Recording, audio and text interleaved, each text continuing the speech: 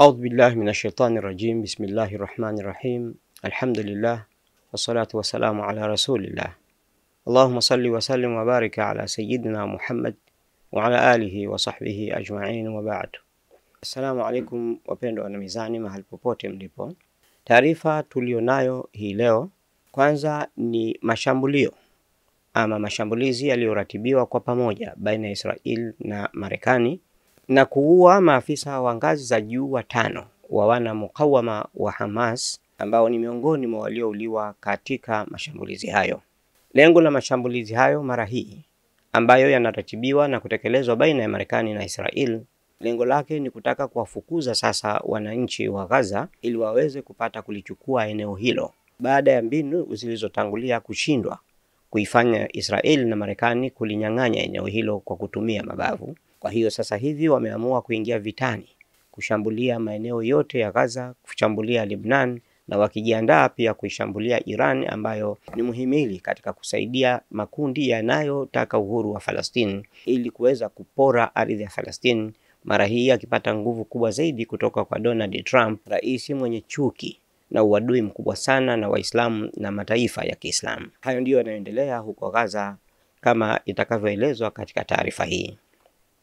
Maafisa 5 waandamizi wa harakati ya mukawama wa Kiislamu ya Palestina Hamas wameuawa shahidi kufuatia mashambulizi ya kinyama yaliyofanywa na utawala wa Kizayuni katika ukanda wa Gaza huko Palestina.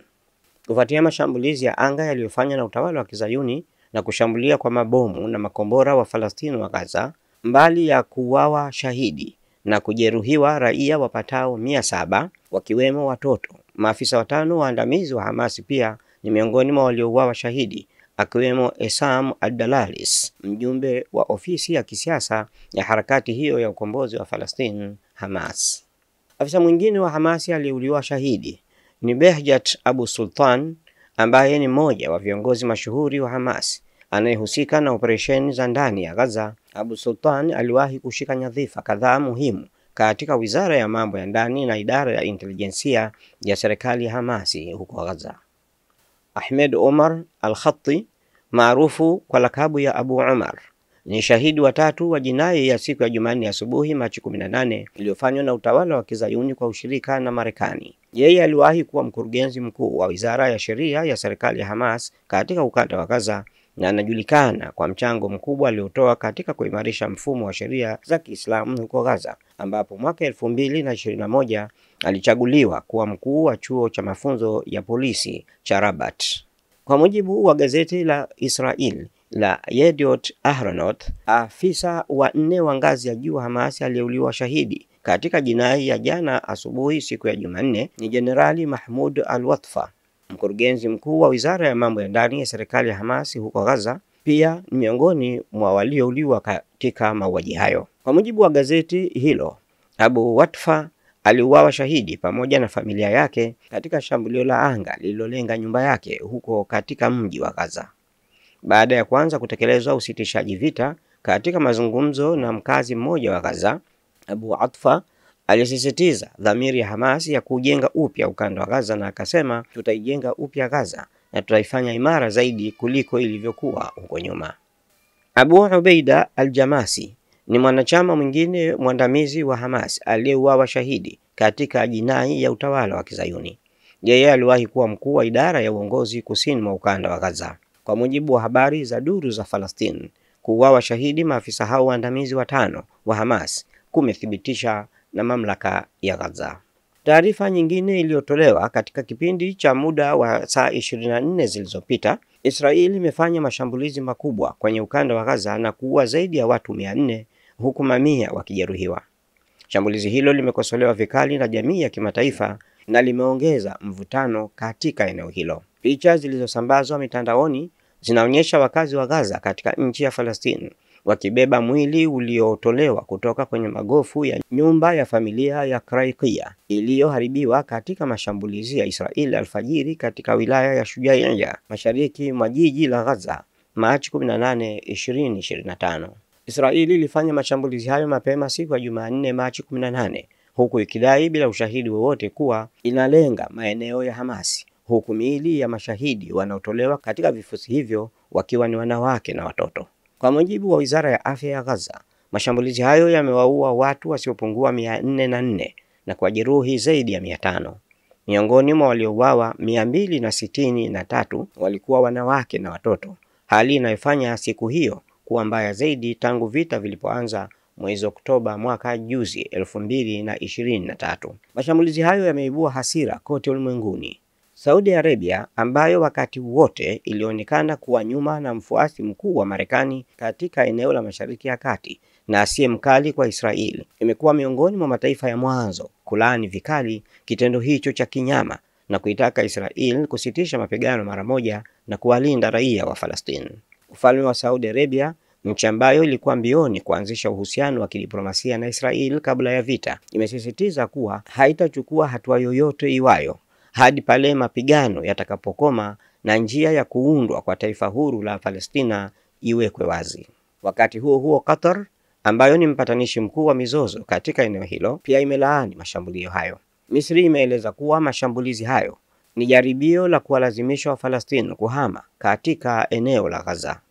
Rais wa Misri Abdul Fattah al-Sisi na Amir wa Qatar Sheikh Mishal Ahmed al-Sabah wamekosoa mashambulizi hayo na kuyaita ukiukwaji mkubwa wa mkataba wa kusitisha mapigano. Wakazi wengi wa Gaza ambao hawaoneshi hofu ya kuogopa kuuliwa na mazayuni wakatili walikusanyika karibu na miili ya Wafalestina waliouawa katika mashambulizi ya Israeli katika hospitali mojawapo mjini Gaza siku ya jana, siku ya Jumanne Machi 18. Ikulu ya Marekani imethibitisha kuwa Israeli ilihusisha serikali ya Marekani katika mpango wa kufanya mauaji hayo. Serikali ya Trump ilishauriana na Israel katika mashambulizi hayo dhidi ya Gaza. Rais Trump ameonya kuwa Hamas, Wahuthi na Iran na makundi mengine yanayotishia Israel na Marekani yatakabiliwa na hatua kali. Haogopi kusimama upande wa Marekani na mshirika wake Israel, alisema msemaji wa ikulu ya Marekani Caroline Leavitt. Hali ya kibinadamu Gaza inazidi kuwa mbaya. Shirika la Msalaba Mwekundu limesema hospitali nyingi zimefurika wagonjwa, huku shirika la afya duniani WHO, World Health Organization, likionya kuwa dawa zinaanza kumalizika.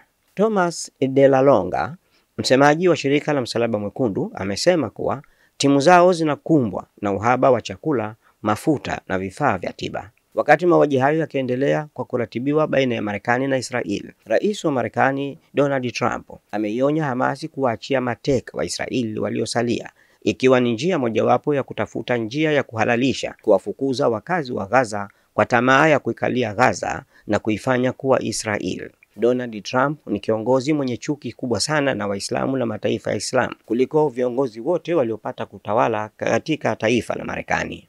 Thomas Delalonga amesema tangu Machi hakuna mafuta wala misaada yoyote iliyoingia katika ukanda wa Gaza, akiongeza kuwa huduma za ambulance zinakabiliwa na hatari ya kusimama kabisa. Watoto ndio wanaoteseka zaidi, wakiwa tayari wamepitia miezi 15 ya vita visivyokoma. Hali hii ni ngumu sana, hasa kwa watoto waliopitia miezi 15 ya ghasia zisizo na kifani. Wengi wao wameathirika kisaikolojia na wamebeba makovu makubwa ya maisha, alisema Rosalia Bellon, msemaji wa UNICEF Gaza. Wakati hali ikiendelea kuzorota Gaza, mabadiliko makubwa ya kisiasa yanaendelea nchini Israel. Waziri wa zamani wa usalama wa ndani Itamar Ben-Gvir na chama chake chenye siasa kali za mrengo wa kulia Ozma Yehudit, yani Jewish Power, wanarejea sasa katika serikali ya Waziri Mkuu Benjamin Netanyahu. Ben-Gvir na chama chake walijiuzulu kutoka serikalini Januari kupinga mkataba wa kusitisha mapigano na Hamas. Hata hivyo, serikali ya Netanyahu sasa inamtegemea Ben-Gvir ili kuzuia uchaguzi mpya. Bunge la Israeli linapaswa kupitisha bajeti kabla ya mwisho wa mwezi, vinginevyo itavunjwa kiotomatiki. Bila uungwaji mkono wa Ben-Gvir ni vigumu kupitisha bajeti, huku waziri huyo akishinikiza kurejeshwa kwa vita dhidi ya Gaza. Picha unayotazama ni sehemu kubwa ya eneo la ukanda wa Gaza ililoharibiwa kwa makusudi na kubakizwa kuwa ni magofu kwa lengo la kuwafukuza wakazi wake na eneo hilo kuyahudishwa na kufanya kuwa Israel. Nchi mbalimbali pia zimejibu mashambulio hayo. Ufaransa imetoa wito wa kusitishwa kwa mashambulizi mara moja, huku Uingereza ikikosoa Israel kwa kuzuia misaada ya kibinadamu kuingia Gaza, huku ikisema ni uvunjaji wa sheria za kimataifa. Hata hivyo, waziri wa baraza la mawaziri Pat McFadden amesema kuwa Uingereza haitapiga marufuku biashara ya silaha na Israel, ingawa haikubaliani na adhabu ya pamoja kwa raia wa Gaza. Mashambulizi hayo yamemaliza mkataba wa kusitisha mapigano wa miezi miwili na yanaashiria kuanza tena kwa vita vikubwa zaidi. Israeli inasema mashambulio hayo ni majibu baada ya Hamasi kukataa kubadilisha masharti ya mkataba wa kusitisha mapigano, lakini viongozi wa Palestina wanatahadharisha kuwa hali inazidi kuwa mbaya kwa raia wasiokuwa na hatia. Kwa sasa diplomasia imeshindwa, hali ya kibinadamu inazidi kuzorota na watu wa Gaza wanajikuta tena katika ghasia zisizokoma. Hayo ndiyo yanayoendelea huko Gaza, Palestina, yanayoendelea kule Yemen, na Iran ikiwa tayari kusubiri zamu yake, ambapo Marekani pamoja na Israel wamedhamiria kuitokomeza Gaza, na lengo kuu ikiwa ni kuwafukuza watu wa Gaza wote na kuyahudisha nchi hiyo. Hakuna kitu chochote kile ambacho Waislamu tunaweza kusema, na wote wale wapenda amani na wapenda haki, zaidi ya kuomba kwa Mwenyezi Mungu aweze kujalia baraka za mwezi huu mtukufu wa Ramadhani, mambo haya wanusuru waja wake wanaouliwa pasipokuwa na sababu, huku sheitani mkubwa duniani Marekani akiwa ndio msimamizi wa mauaji hayo. Hakuna mtu mwenye nguvu au mamlaka yenye nguvu zaidi kuliko mamlaka ya Mwenyezi Mungu. Mamlaka ya Mwenyezi Mungu ndio kubwa zaidi kuliko kitu kingine chochote. Tumtegemee Mwenyezi Mungu, na kwa ushujaa walionao watu wa Palestina na wale wanaowaunga mkono, tuzidi kumuomba Mwenyezi Mungu sisi tulio mbali na huko, kwa kusoma surati Tabbat Yada na surati Al-Fil, kumuomba Mwenyezi Mungu azivunje nguvu za maadui hao na awape kazi ya kuwashughulisha katika nafsi zao na aziangamize nguvu zao, na awape ushindi watu wa Gaza katika kutetea haki yao, na uokoe na kutoa katika utumwa wa Mayahudi msikiti mtukufu wa Baitul Muqaddas ambao ni Masjidul Aqsa irudi kwa Palestina na Palestina iwe huru. Hakuna katika Uislamu katika kupigania haki ni lazima kusimama kupigania haki yako mwanzo hadi mwisho, ama kupata haki ama kufa shahidi. Wassalamu alaikum wa rahmatullahi wa barakatuh. Usisahau kulike, kushare, kucomment na kusubscribe Mizani Online TV ili uendelee kupata mfululizo wa vipindi vijavyo.